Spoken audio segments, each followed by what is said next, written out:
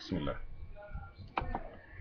ومن فضله وجوده وكرمه أنه أمر ووعد ونهى وأوعد وعلم ونبه قبل الوقوع، فمن علم أن من فعل كذا أصابه كذا، فإن لم يفعل فهو الذي يمكر على نفسه من حيث لا يعلم ويستدرج على نفسه، فمن علم أن من لم يفعل كذا لا يجد كذا وكذا، فإن لم يفعل فهو ظالم نفسه.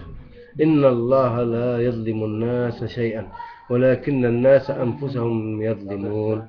ولا يظلم ربك أحدا، لأنه إذا قال لك لا تتبع هذا الذي يفسد عليك ويذلك أحبك حبا شديدا، ولذلك قال لا تتبع خطوات الشيطان، وإذا قال لك اتبع من يكرمك فهو أحبك، ولذلك قال أطيعوا الله وأطيعوا الرسول. Allah, dans sa grâce, dans sa générosité, dans sa clémence, a ordonné et a promis. Il a interdit, il a menacé, il a enseigné et il a averti avant l'acte. Si le croyant, il sait, s'il a fait ceci, il va obtenir cela. S'il ne fait pas ceci, voilà ce que Dieu lui a réservé. Maintenant, s'il ose aller contre la volonté d'Allah et faire ce que Allah ne veut pas, ou ne pas faire ce que Allah veut, il ruse avec lui-même. C'est le croyant qui ruse avec lui-même sans qu'il le sache, parce qu'on ne peut pas ruser avec Allah. On peut mentir à tout le temps, on peut mentir à tous les gens, on peut mentir tout le temps, mais on ne peut pas mentir à Allah. On ne peut pas ruser avec Allah. Donc, Allah a averti, Allah a enseigné, Allah a promis, Allah a menacé, il a ordonné. Il nous a demandé de s'abstenir des choses et il nous a ordonné de faire des choses. Celui qui ne le fait pas, il ruse avec lui-même. Il s'induit en erreur lui-même, même s'il n'est pas conscient. Et qui sera le perdant demain? C'est lui-même, c'est le croyant. Il ruse contre lui-même. Eh bien, il est injuste envers lui. Allah lui a donné toutes les voies du succès et de la réussite. Il lui a envoyé des prophètes qui se sont succédés à travers les générations. Il les a achevés par le sceau de la prophétie.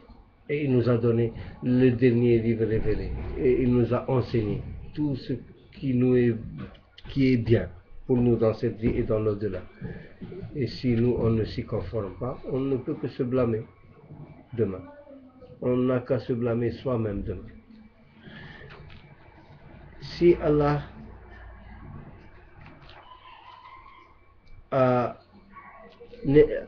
n'est point injuste envers ses créatures. Allah l'a affirmé dans le Coran. Inna Allah la yadlimu an-nasa shay'an walakinna an-nasa anfusahum yadlimun. Allah n'est point injuste envers les humains.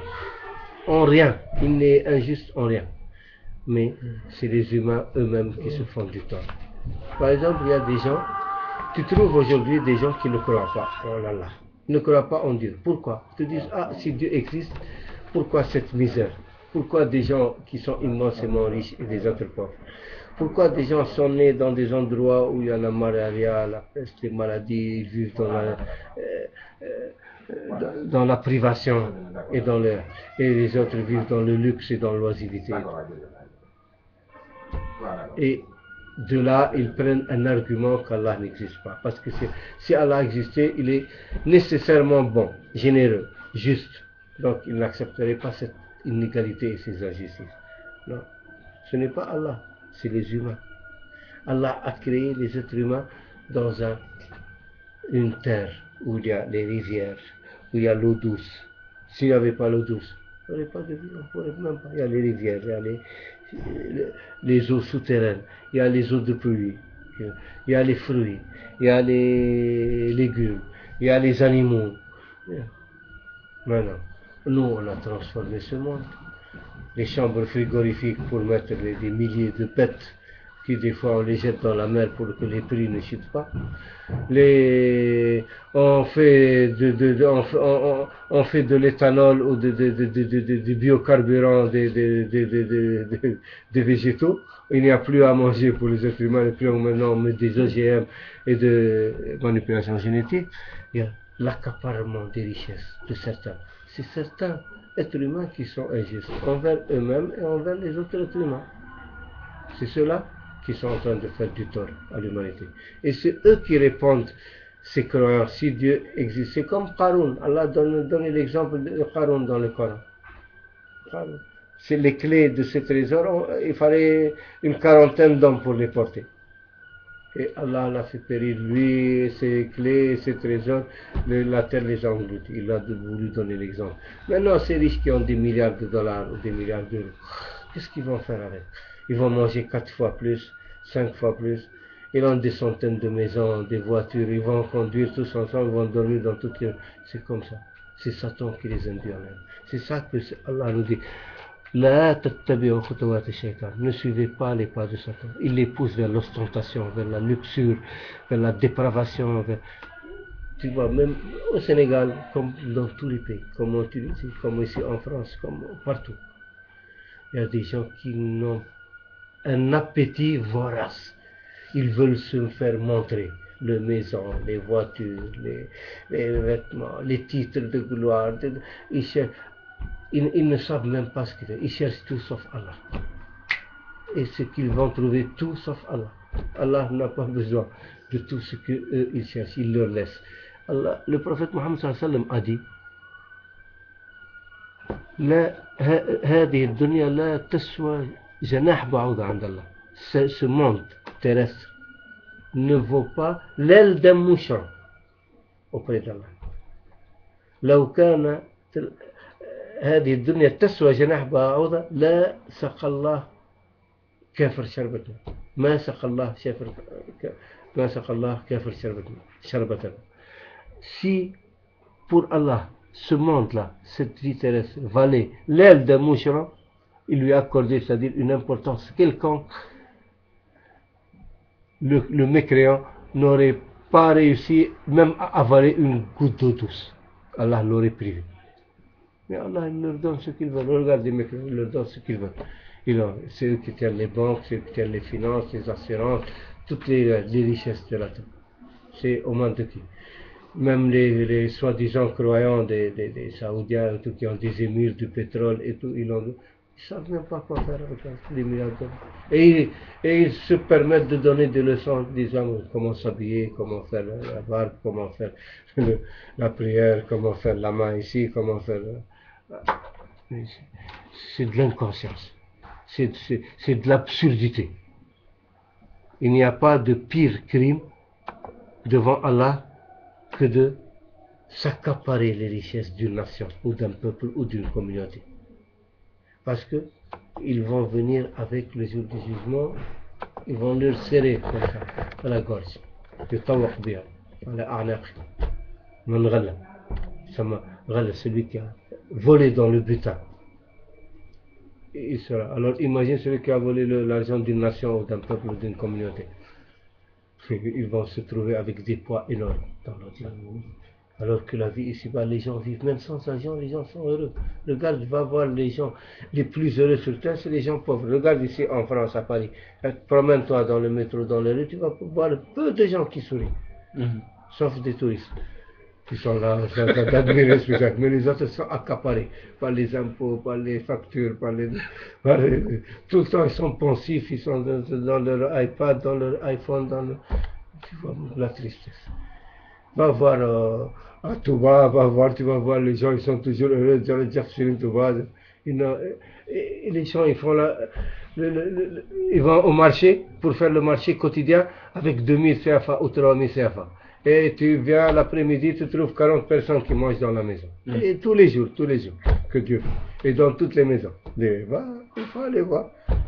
Ici, les gens vont acheter une tomate, une asperge, un concombre, salade, et les gens soi-disant pauvres, ils vivent 1000 fois plus heureux. Voilà. Ils n'ont pas de problème, ni de stress, ni de problème là, psychologique, ni de problème. Ils ne connaissent même pas ce que ça veut dire un psychiatre ou un psychanalyste. Ici, les gens, il n'y a pas. Son rendez-vous avec le psychanalyste, il le fait 2 mois d'avance. C'est sacré. C'est comme chez nous, on va voir le marabout. Quand tu vas voir ton marabout, tu es heureux. Mais nous, c'est pour la face d'Allah. Et lui, c'est pour venir lui raconter ses problèmes. Il ne dort pas la nuit, son patron lui fait des misères, sa femme, son beau-fils, son beau-frère. Les problèmes terrestres. Alors que nous, quand on va voir notre chef, c'est pour amener une hadia, et pour lui demander des prières, et pour espérer la satisfaction d'Allah. Et il y a certains, même de nos frères salafis ou wahhabis, ne comprennent même pas ça. Pour eux, qu'est-ce que ça veut dire, tu vas voir un marabout? Non, un saint. Ils ne savent pas ce que c'est un saint. Ça, parce que peut-être ils n'ont jamais vu de ça. Ils sont entourés d'hommes d'affaires, de businessmen et de gens soi-disant érudits. Un saint, c'est un homme pur, qui aime Allah et qu'Allah aime. Et Allah a dit dans un hadith Qudsi, Man aadali waliyan adantu bil harb. Celui qui combat l'un de mes élus, de mes saints, de mes awliya, je lui déclare la guerre. C'est Allah qui lui déclare la guerre. Et on me dit, il n'y a pas de ça. Qu'est-ce que ça veut dire? Ils connaissent mieux qu'Allah. Et ils me connaissent mieux que le prophète Mohammed sallallahu alayhi wa sallam. C'est le prophète Mohammed sallallahu alayhi wa sallam qui a expliqué ce que c'est un saint. C'est Allah qui l'a confirmé. C'est dans un hadith Qudsi. لا يتقرب إلي عبدي بشيء أحب إلي مما افترضت عليه وما زال يتقرب إلي عبدي بالنوافل حتى أحبه الله سبحانه وتعالى إلا حتى أحبه وإذا أحببته كنت بصره الذي يبصر به وسمعه الذي يسمع به ولسانه الذي ينطق به ويده التي يبطش بها ورجله التي يسعى بها ومن عاد لي وليا آذنته بالحرب. Voilà le wali.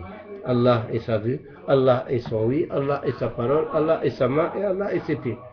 Il est ses facultés, oui, vue, oui, parole, ses facultés. Et ses membres, sa main et ses pieds.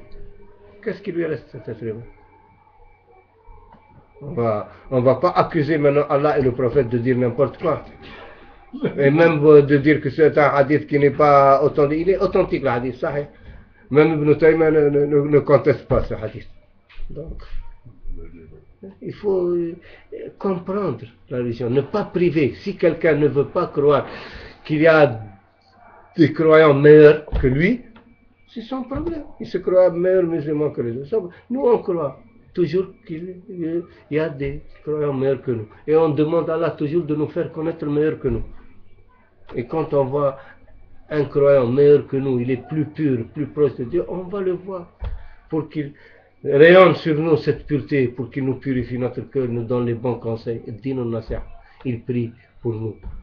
Parce que sa prière est agréée d'Allah.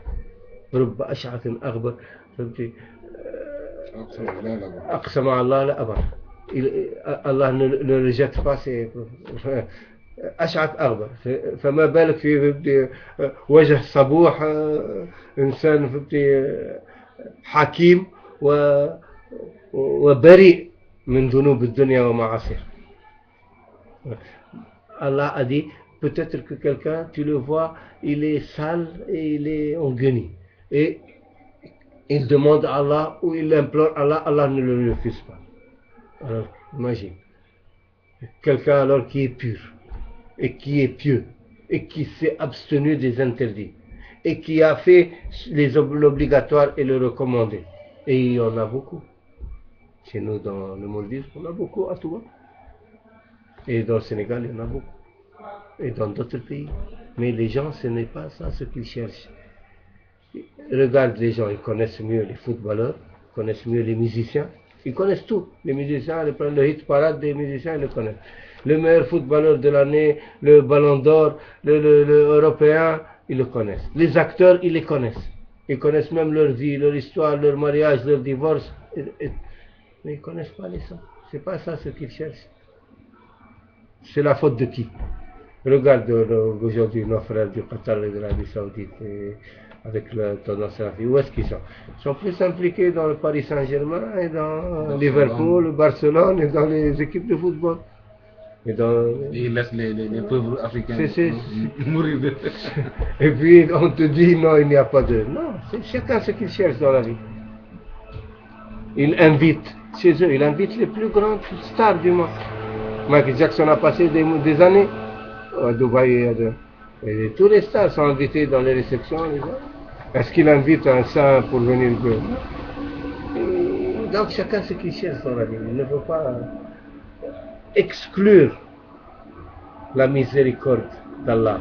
Il la donne à qui il veut. Et il la met où il veut. Et dans qui il veut. Et généralement, tu ne vas pas le trouver dans les gens qui vivent dans l'opulence. La sainteté, je vis dans la simplicité. Les gens qui vivent proches d'Allah, plus proches de la nature primordiale. Le sultan. Donc, voilà. ومن فضله وجوده وكرمه أنه أمر وعدنا. Parmi ses grâces, sa clémence, sa bénédiction, il a ordonné, il a promis. Il a menacé, il a interdit. Il a interdit et menacé. Allama wa nabba, enseigné et prévenu. Avant qu'on commette l'acte. Donc chacun, quand il va faire un acte, il est responsable. Il doit savoir le statut de son acte. Est-ce qu'il est recommandé? Est-ce qu'il est obligatoire? Est-ce qu'il est interdit? Est-ce qu'il est détestable? Est-ce qu'il est licite? Illicite. Est-ce qu'il est futile ou utile? أحكام الشرع خمسة. فرض، ندب، مكروه، haram, mubah. Le Coran doit connaître cela. C'est en cela que se compose. De cela se compose la charia. Donc il ne peut pas dire qu'il est ignorant. Et Allah nous a interdit dans le Coran. Là, il nous a averti. La tattabi'u khutuwat shaytan. Ne suivez pas les traces de Satan. Ne suivez pas les pas, l'itinéraire, la voie de Satan.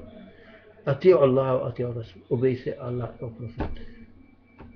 Tu vois comment si tu vois cet enseignement-là, il le met comme le cœur, la substance, la quintessence de l'enseignement prophétique. Et effectivement, c'est cela.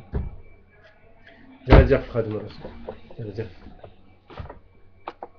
jërëjëf. macha allah jërëjëf.